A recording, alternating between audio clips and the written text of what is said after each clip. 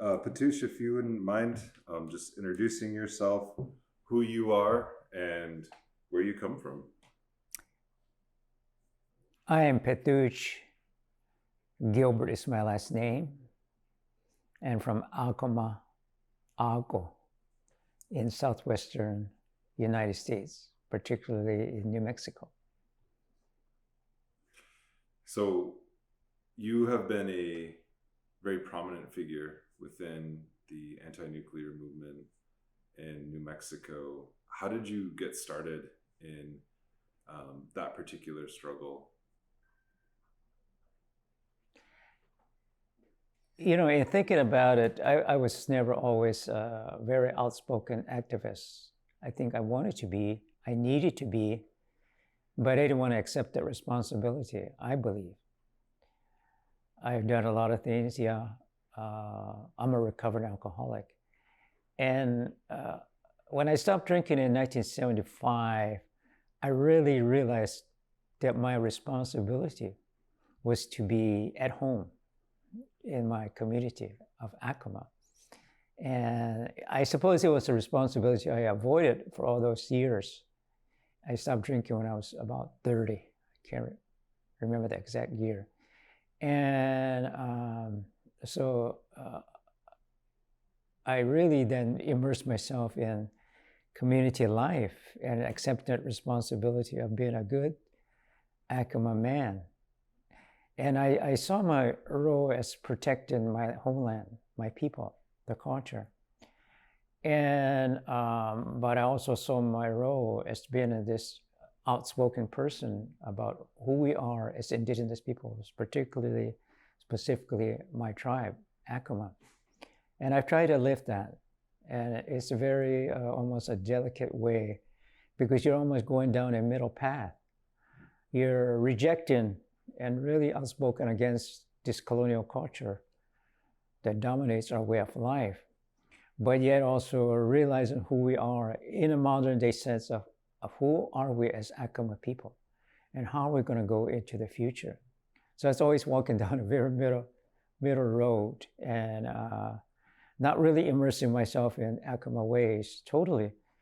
And the reason I said that, not become a fully traditional person, because if I did that, if I isolated myself and just been Acoma living at home, I would be taken advantage of by this colonial beast. And so it's just, again, you know, traveling both routes, you know, going down this dominant way of under colonialism, but yet also being at home and helping my people survive in these modern times. Acoma is at the center of a lot of really important history. Can you talk a little bit about the centrality of Acoma history with the colonization? Right. The first colonization by the Spaniards and then later. Yeah. Acoma is a very special place. And I know Brian Vile, our former governor, stated that Acoma is a very sacred place, a very powerful place. And really, I'll tell you a little bit about the migration story of Agco, because that, I think it has in an essence, it's who we are today, of where we came from. We were searching for Agco, and then you derive, you know, Acoma is Agco. That's really our original word. And we were looking for a prepared place. Agco means prepared, ready. And so in our migrations, we were looking for this Agco place. And when we found this place, I suppose we knew we had to be there forever in this location. So it was always spiritual from the beginning, and it was always a special place where we were going to be at, and we are today. So that's where we're at today at Agco.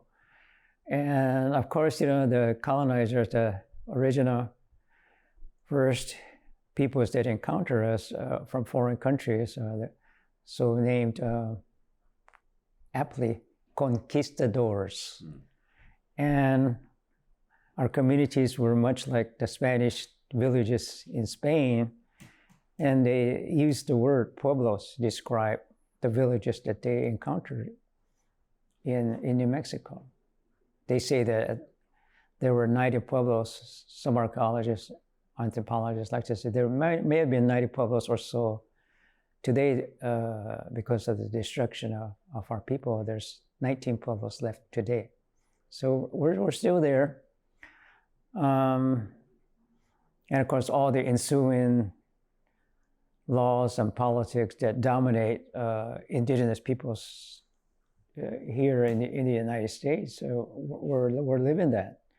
From the so-called the taking of our land by the conquistadors, determined that all of the land, territories, and peoples were to be under the dominion of Spain, and that the people there were to be vassals of Spain. And it's interesting that there's a document, early document, is called The Obedience and Vassalage of Acoma, 1598. And I think that we overcame some of it in terms of this domination. Our government is still a Spanish form of civil government. So that's why all the Pueblo leaders are called governors. Of course, we still have our traditional leadership that determines who's going to be the governor. And then of course, the American politics and laws is such that we are now ruled by the United States of America. And all the laws and policy based on so-called conquest and discovery really, of course, has been intrusive. And we're taught to behave in a certain way. And I think indigenous peoples have been very adaptive in adhering to this domination, because it had to mean our survival. So that's why even like Acoma and the other Pueblos, we're very good Catholics. I also like to think that we're very good citizens. I'm not. I oppose this domination. And of course, I still challenge my leadership in terms of the way this acceptance of Americanism. Why should I be called a Native American? Why should I use the word American? As a, we've been imposed this kind of thinking and this rhetoric that we have to espouse to behave in this manner, and we're brainwashed really to believe in this domination and to not protest. It's something that we encountered while we're here. Right. When we come to Washington, D.C., we're almost expected to bend the knee to U.S. presidents, to elected officials. And one of the first ways that they impose domination is through taking away our sense of governance. Right. And how we govern ourselves. And, our law derives from natural law. It derives from the earth and our creation stories. It's not theological, it's not fundamentalist like we see in the Christian kind of sense, because it's not about domination. And I think there's a lot of tendency to equate the two, when I think that they're actually opposed, like you're saying. But in many ways, we have adopted those systems of governance. And even though they're imperfect, it's what we have.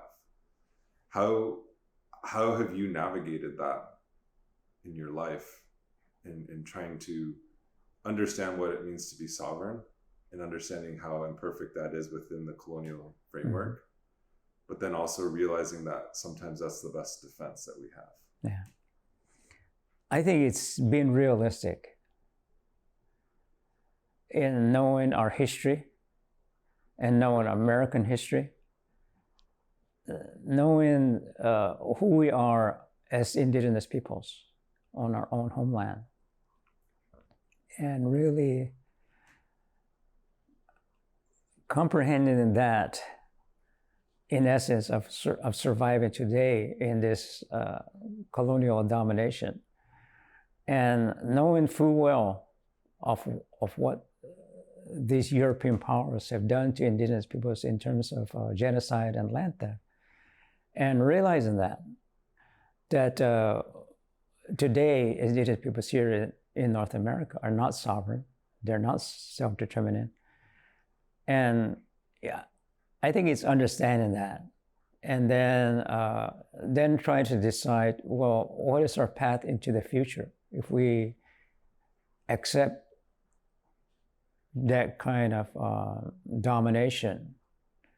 I remember my good friend Herb Blatchford, Navajo, with the National Indian Youth Council, going to the Bertrand Russell tribunals and really advocate again for indigenous peoples.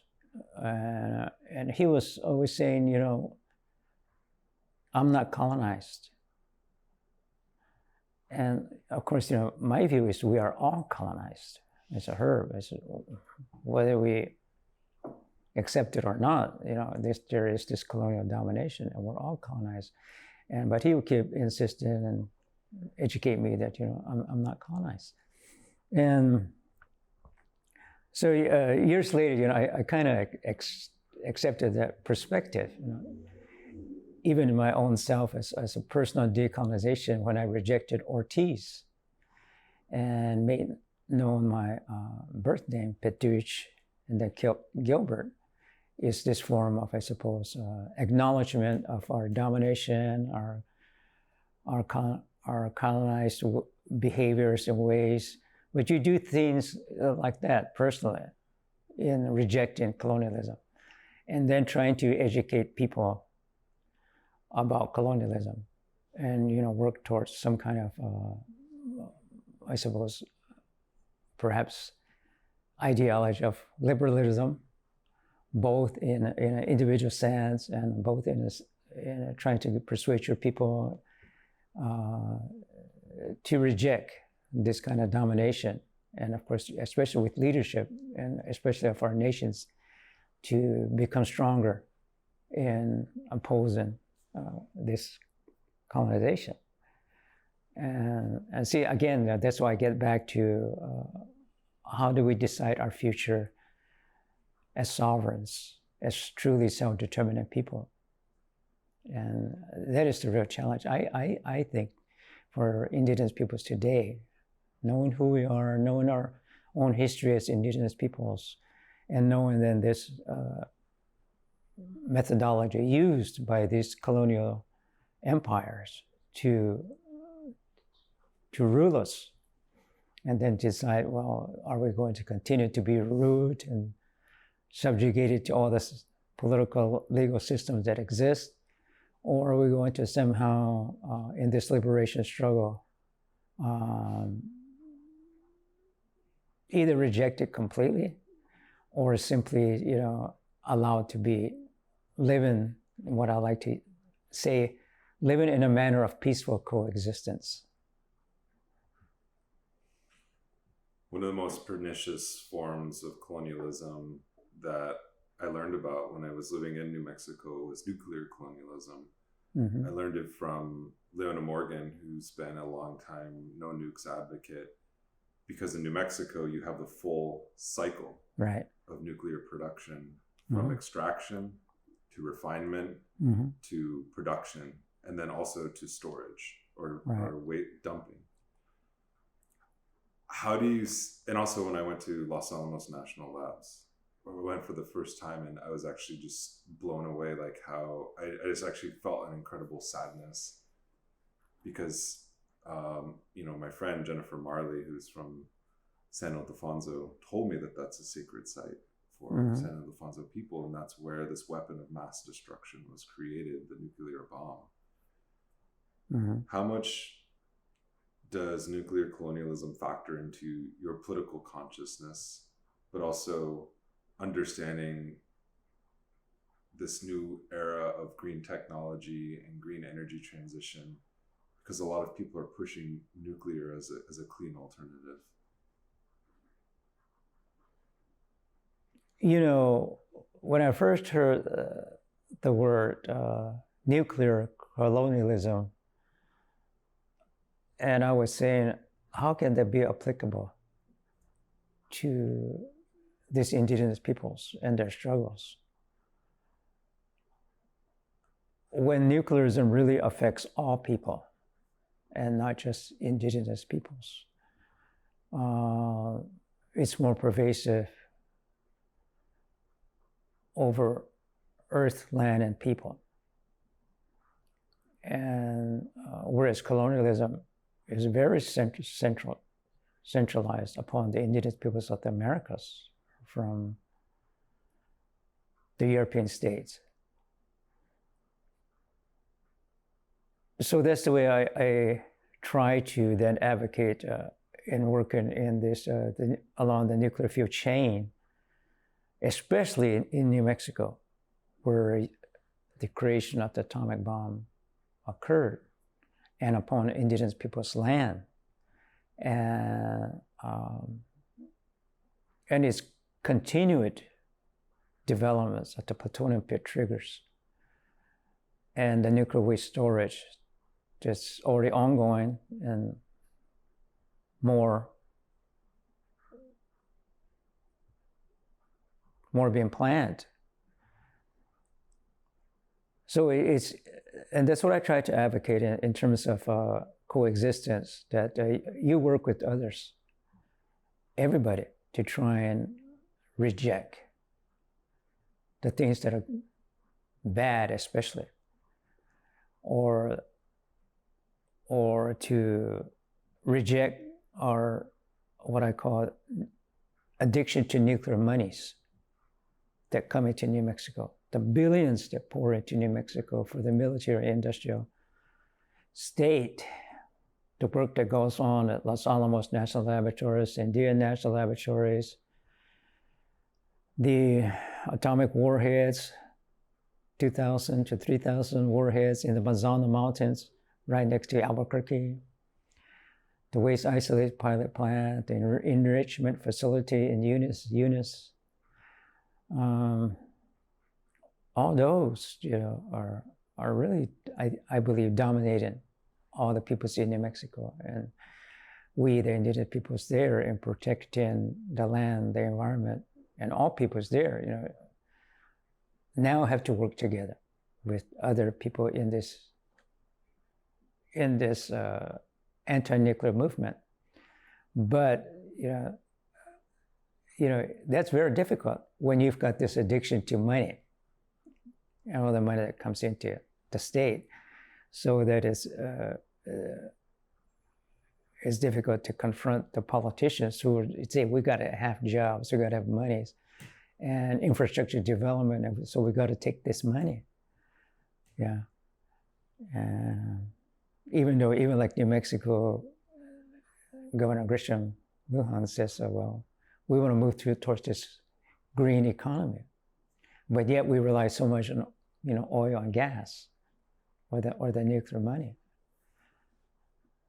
So it's always, I think, kind of like very difficult to live in this kind of atmosphere of one dependency on the economy, the mighty dollar, but yet realizing how evil capitalism is, but yet we all play this game, indigenous peoples and the people who still dominate us, and we all think that that is the way to survive today.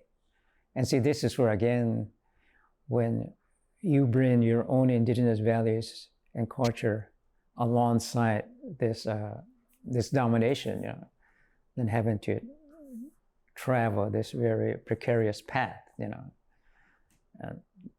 so I think understanding that and making those kinds of adaptations as you're moving forward, but always trying to enlighten people of the situation that we're in. When I talk to young people, like high school students, and I say, to them, I says, I want to tell you a word that I want you to be. And it is, iconoclast. Iconoclastic. I said, you have to be an iconoclast because you're going to challenge who you are as an indigenous person in your own communities, but you're also going to challenge, this form of domination, the United States of America. And you're going to have to then determine what is the best route for you to proceed down your life. You have to be very iconoclastic, I believe. It also reminds me that nuclear energy brings with it further militarization all along the supply chain. Mm-hmm. That's why a place like New Mexico, in its history of both the military-industrial complex as well as nuclear fuel cycles or the nuclear production cycle, is such a unique place. And how do you navigate that landscape? It's because on one hand you're correct, and we do need to seek allies within other communities, even white communities who are affected by it. Because I think it's like what you said earlier, it's like we are all colonized. White people are colonized. They're the most assimilated people in this country, and they don't know it. They have no idea that they're Europeans. Some of them do. But this larger kind of project of challenging colonialism and empire from within, it's really difficult, and especially when you're running up against the military and the kind of the resources that they have. I mean, Acoma is it's a very beautiful city. It's a very beautiful place, but indigenous people were a minority within our own homelands, and they made us to feel powerless. So where do we draw that strength from to really fight these beasts? Right. We're still here because we were always very spiritual people, and we knew that our way of life, even our existence, is dependent upon the gifts of the Great Spirit, and that we had to maintain that in this method of communion and prayer. And then because that really gives us our strength in order to survive in this world today. And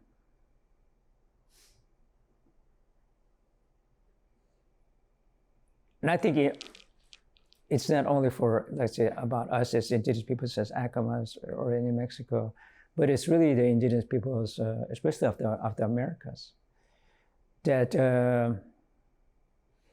we took on this responsibility of protecting land and people, all peoples, through communion with the Great Spirit, and remembering that we are only part of that existence as human beings, and that our relationship and responsibility is to each other, to other humans, to all of the things that the Great Spirit has created, the natural beings, especially when we say Mother Earth. So it's protecting that.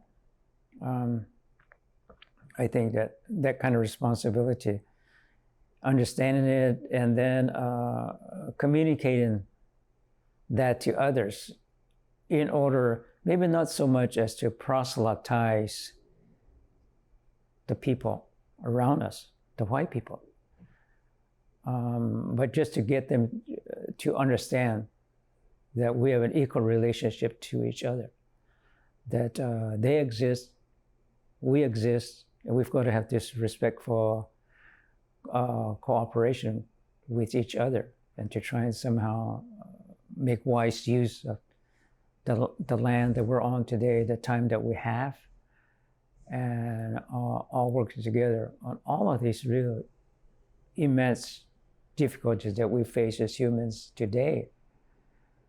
And sometimes I think, is that really possible?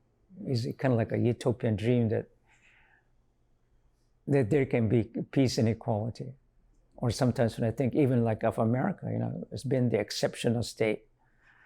is it really possible that Leonard Peltier can be freed? Mm-hmm. Or is it really possible, like what Judge Sharp was saying last night, that that America can come to terms with its essence and really believe in a common good of all things, of all people?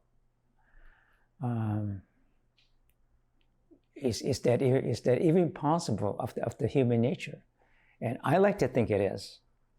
I believe that America can be exceptional in that manner. And I like to think that human behavior is such that we can make those kinds of adaptation in learning really to be who we are, and in terms of living in this manner of acceptance and a peaceful manner of life.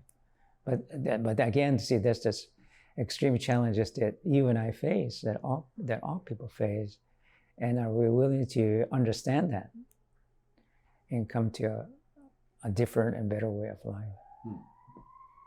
It reminds me of this saying, and I don't know where it came from. It's probably somebody famous who said this, but they said it was an African American individual, and they asked him if they're a proud citizen of the United States, and he said, "I'm a citizen of a nation that has yet to exist." Yes. And I feel that same way. Like, you don't want to just push away Americans and say you're wrong for everything you believe in, but you have to find a kernel of like commonality, because again, colonialism it's not just an Indian problem or an indigenous people's problem. It's everyone's problem. Yes. I was going to ask you if there's any models, because you've traveled the world, you've seen a lot of different places and been in dialogue with a lot of different groups and movements. Is there something, or is there movements or examples that you've seen that you think are really exemplar in what they're doing, and something that you think that could happen here? Or at least should happen here. Yeah. Not really, I don't know whether because it's that that I'm narrow-minded in knowing indigenous people's domination by the colonial empires, and then always having that view in mind and say, how can this be overcome for indigenous peoples, and then encompassing everything of all peoples around us. And so it's always, I think, looking for that. Yeah. And that's why I can sometimes said, it's just too much been thinking of utopia. Is it really possible? And I like to think it is, that human nature can be positively beneficial to all peoples. But what a challenge in persuading other people to maybe think like that. And again, without really just believing that indigenous peoples have all the answers. We don't. But I believe that, I think that we do know who we are as indigenous peoples, and what our responsibilities that we took on in terms of this communion with our Great Spirit in the protection of all life on Mother Earth. And that we're trying to lift that into the future without imposing upon others, but living in this way where we can educate others to believe in ourselves, in moving together into the future. And even like at Acoma, that prophecy of the two sisters, Natsite is the mother of the white people, and Iechik is the mother of Acoma. and indigenous peoples, as they were pardoned and going to go to different ways, Iatiko prophesied to her sister, Nazete, as they were pardoned, I will be as your child in the future. I will be like your child in the future. She told her. She was prophesying that that they will come back together as sister to sister, as human to humans, and they would have to then live together. Well, we're in that day and age where we are living with all of the white people in the world, indigenous peoples, and we're having to make these decisions as a family in moving forward.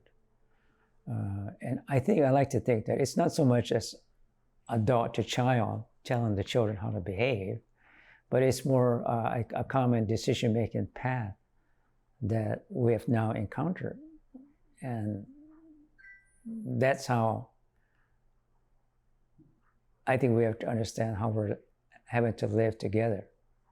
And I really like to then tell young people, yes, you have to become educated in this colonial methodology of rule, because this kind of battle for existence is still ongoing.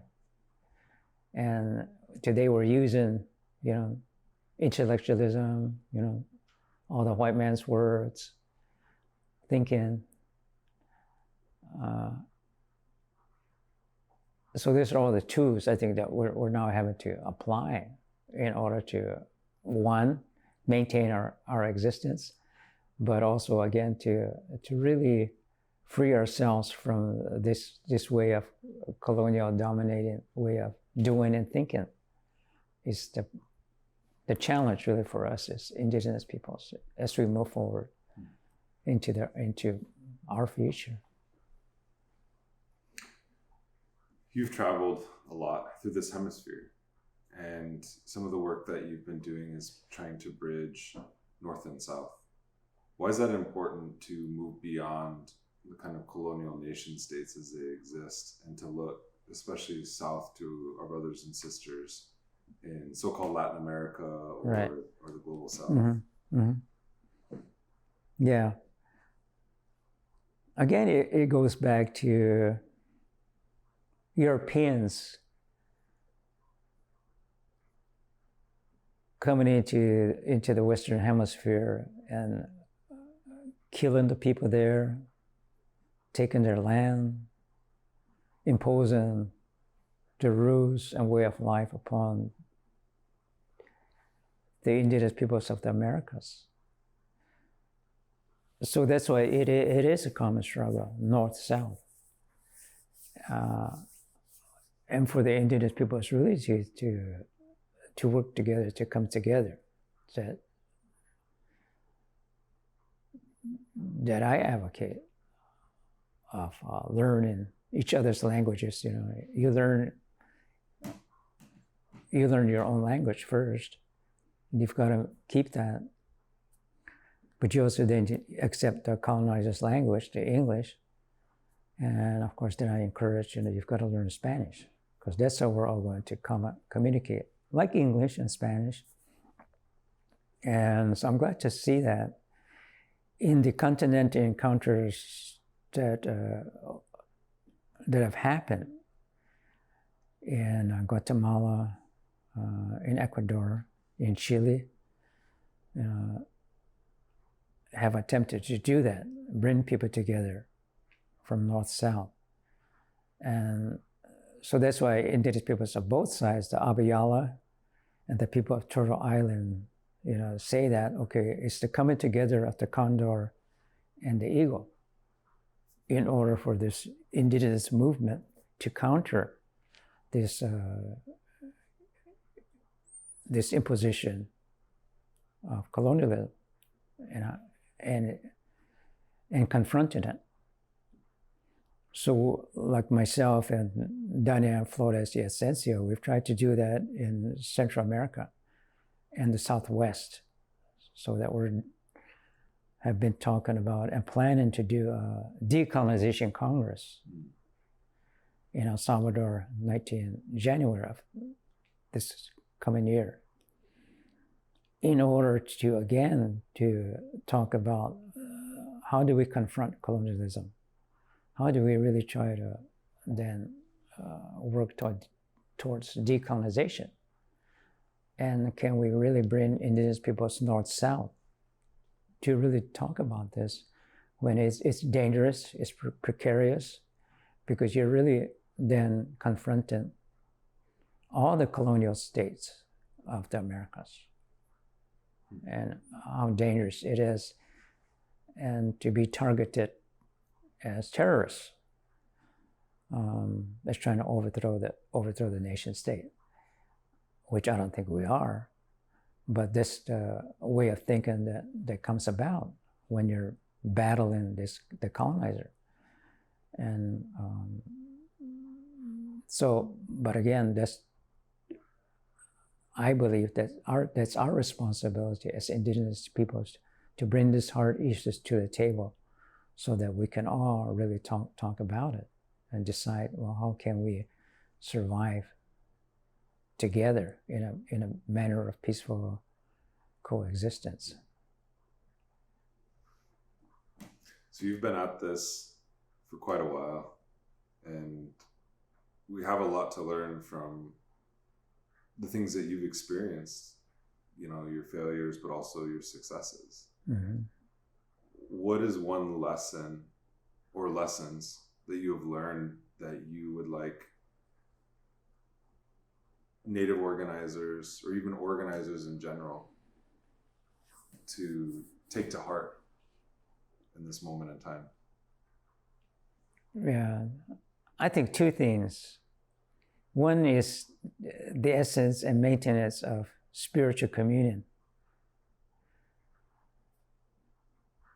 because that's going to do both protect me and aid me in my struggles as a human being, and to live within this era of domination. And then to learn of the tools that are necessary in order to confront this colonial domination. And I always think I was a student of Vine Deloria Jr., and he would say to his students, you have to read and write, so that when you're arguing and you're making your points, you have to be this leader of knowledge, but in terms of writing it. So he was always urging his students, you've got to write your arguments in order to be persuasive. So that's really it's, to me, especially in this modern day of life, we have to now behave as indigenous peoples, continue to be a spiritual person, but also learning and using all the tools that we have accepted at our disposal. Is really applying, I think, this colonial methodology that's upon us today, and learning to manipulate the rules of the game without, I think, succumbing to it. Because as Professor Montosa said, law is the problem.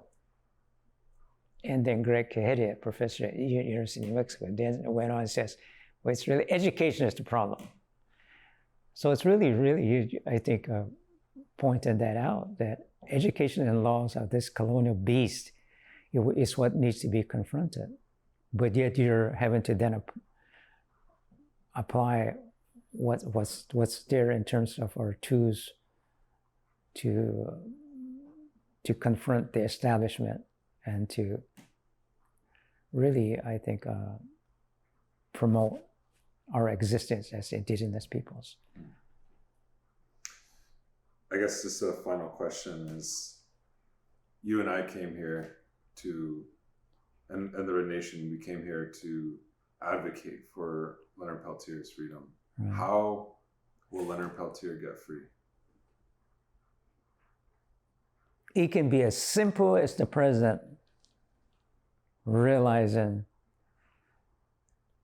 what a tragedy it was and it is to put this indigenous man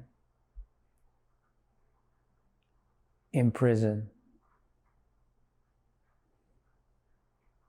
for defending his land, for defending his people. It can be as simple as that. Just say, okay, I understand what has happened and the tragedy of his imprisonment, that he can be and should be released. But I keep thinking of other requests that were made for his release that were not done because, again, of the politics of releasing such a person who they believe, who the nation state believes that somebody has to pay for the killing of the FBI agents. Somebody's got to pay. So that's the kind of, I suppose, both subjugation and punishment that has to be meted out. So this kind of, I believe this kind of thinking has to really be confronted and changed. And that's why I think I hear from Judge Sharp that it is possible to change this way of thinking, and that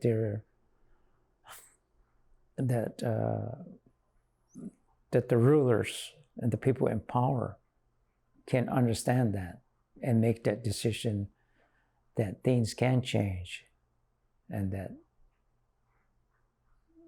that they will release Leonard Peltier. But, like I said to Judge Sharp, that I pray, and that we all pray as indigenous peoples, that he can be right, that Peltier will be released just based on where we're at today. And I guess just a follow-up question to that. Leonard Peltier has been in prison for most of your life. Mm-hmm. He's been in prison before I was even born. What does his freedom mean for indigenous people?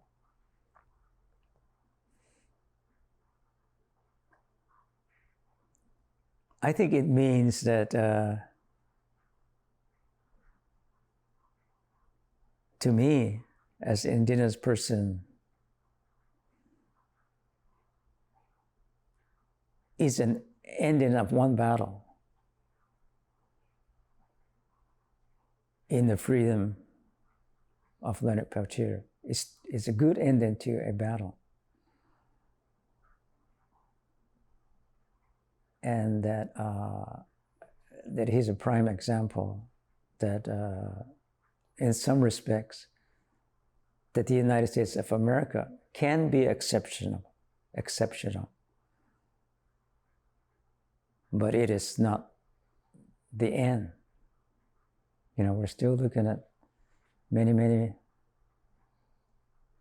years into the future of instances like this that could come about, and how are we going to grasp that? Both for the colonized people and the colonizer. Releasing Leonard Peltier is a good thing of what the colonizer can do, but is it going to be maintained?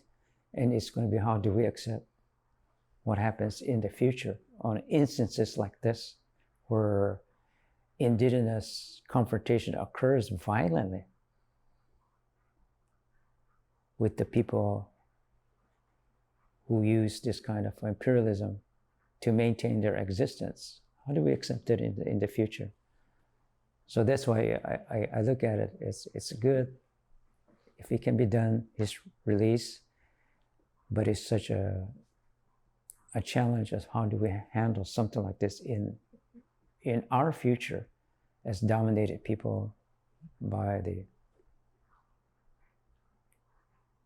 the people who subjugate us. How do we survive together? Well, thank you so much for joining the podcast and speaking with us today. I know that you are among the kind of heroes that we look to and try to model and replicate in our own work as a Red Nation. Because I do think we do, as Indigenous people, we do need heroes. We need to not just honor those who are dead, but those who are still with us for what they've done in service of not just Acoma people, but all Indigenous people and all people in general. So I just want to say thank you for that. Well, thank you. And yeah, I accept that. And because we're all here in working well with each other. And I accept, please. And I said, let's continue that. That way.